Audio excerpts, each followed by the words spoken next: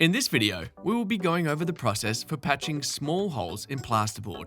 To complete this maintenance project, you will need premixed topping compound, a joint knife, a utility knife, high grit sandpaper or sanding mesh, a roller or brush, wall paint to match the existing, and for larger holes up to 10 centimetres in diameter, plaster repair mesh can be purchased to suit the size of the hole.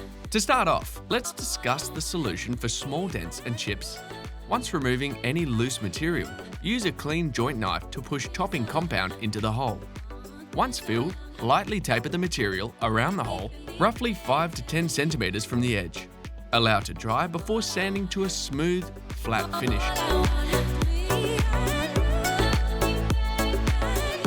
Apply a second coat if needed, otherwise you're ready to paint.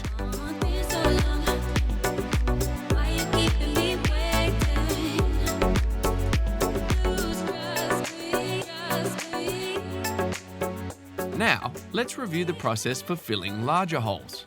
First, remove any excess plaster or chipping paint, wiping away any dust or debris.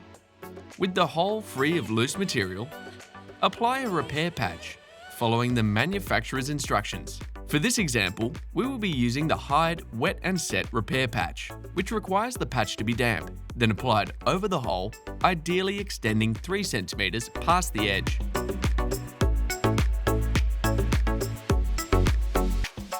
Once dry, topping compound is spread over the patch in a smooth and even manner.